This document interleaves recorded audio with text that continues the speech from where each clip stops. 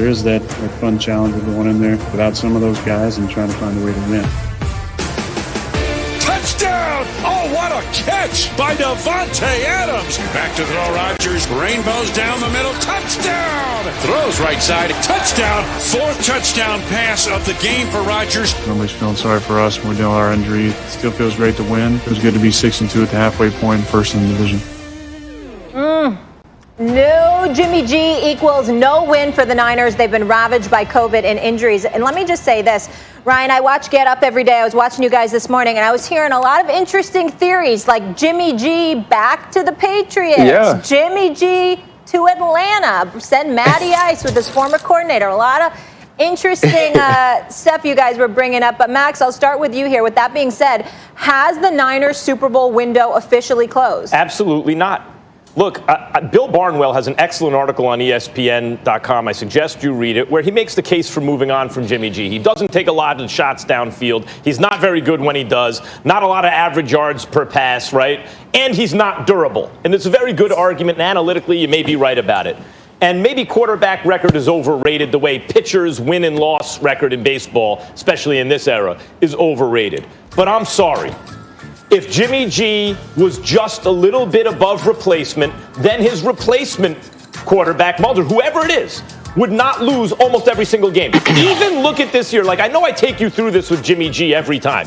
Belichick wanted to move on from Brady from him. He was 2-0. Shanahan says, oh, you can't? Robert Kraft won't let you? Great. We'll take him and give him a big contract. He took over a practically winless team. He went 5-0. He got hurt.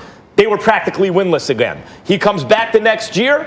No, he misses the following season. They lose almost every game. They lost 12 or 13 games the following season. He comes back the next season. They win almost every game. They win 12 or 13 games that year and make it to the Super Bowl and have a 10-point lead in the fourth quarter. And if he hits Emmanuel Sanders on that pass, we're all talking about how he's this Super Bowl hero, right? This year, again, guys, even look at their record now. They have 5 losses. He got hurt early in the season. He clearly wasn't right against the Dolphins when he got benched. He got healthy. He won 2 games. He got hurt again. They lost that game, and then he didn't play. They lost the next game. If you want to tell me Jimmy G's not durable, and they're only going to be Super Bowl contenders in seasons when he's healthy, and who knows how often that will be, and maybe they should move on from him because of that, that's fine. But I'm telling you, when Jimmy G is healthy on this Niners team, they will be contenders every year. It is not coincidence. It's not an accident that he took over a team. It's not just that he took it over and they were winless and then they were this great team. It's that every time he's out, they can't win. He's so much better than a replacement quarterback, and otherwise, the team is good enough. Their window is not closed. You're wrong, but what else is new? Here's the deal. The bottom line is the bottom line is this. The bottom line is this. You know, I've said this on many, many occasions, Max, Ryan, Molly, and Molly can testify to this. You had to go to 4 layers of people with the San Francisco 49ers before you got to Jimmy G. I never said he was a scrub. I never said he didn't deserve the $137.5 million and the $72 million guaranteed. What I said is that he is an above-average quarterback, but he's not that game-changing dude that Max tries to make him out to be just because of his record.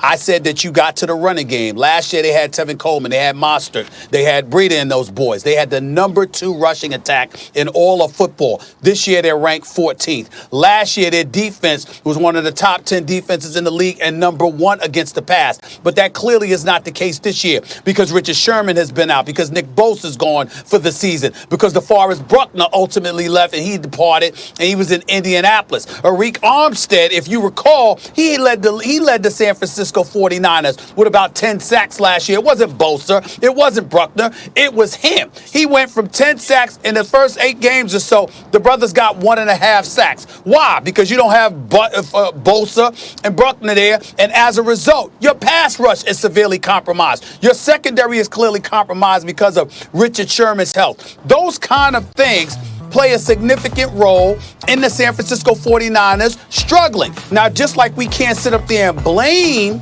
Jimmy Garoppolo for what's transpired this year because he hasn't been healthy either. And George Kittle being out for the next 8 weeks or so certainly doesn't help matters. We also have to recognize the fact that last year they wouldn't have been what they were if it wasn't for that defense playing lights out and putting the offense in a position where Kyle Shanahan could engage in ball control, run the football, have Jimmy Garoppolo dip and dunk and do all of these kind of things to the point where he had a combined 208 yards passing in the 2 playoff games in the NFC before he went to the Super Bowl and lost the 10-point lead. We could talk about how Patrick Mahomes and the Kansas City Chiefs came roaring back or what have you. But last time I checked, you don't score and keep the ball. You score and then you forfeit the ball. And Jimmy G's offense had multiple opportunities to stop the bleeding, and they couldn't do it when it counted. A matter of fact, we recall instances not just when Jimmy G missed throws, we also recall instances where Kyle Shanahan didn't trust Jimmy G with the football, which to me is an indictment against him. It doesn't mean he's a scrub. Hold on, Max. Max, I didn't interrupt you. I did not interrupt you. I did not interrupt you. It was the Super Bowl. I did not interrupt you. The point that I'm making is that at the end of the day, what happens is that he's a damn good quarterback. Nobody's denying that. But is he that game changer?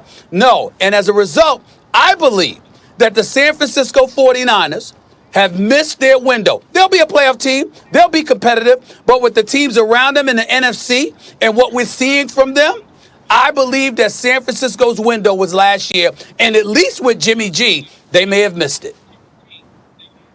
Yeah, and I agree with Stephen A. Like, this conversation, I thought it was about the San Francisco 49ers window, and Max turned it into very early. Is Jimmy G better than the second and third quarterback on his team, which he obviously is. But when you're talking about this team window, let's think about the team from last year. That team was perfect.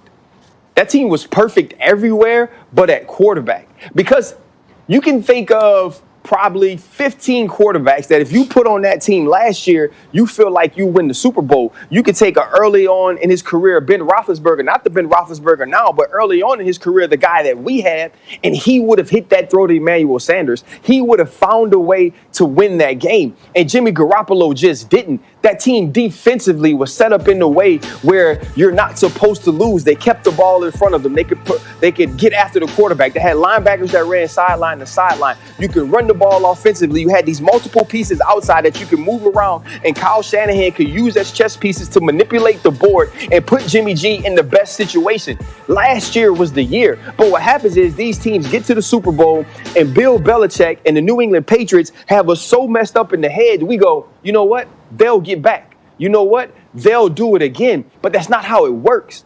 Because, see, I remember when we were with the Pittsburgh Steelers and the time I was with them early and Ben was young, he wasn't the perfect quarterback. He wasn't the guy that led the team. He wasn't one of the top quarterbacks in the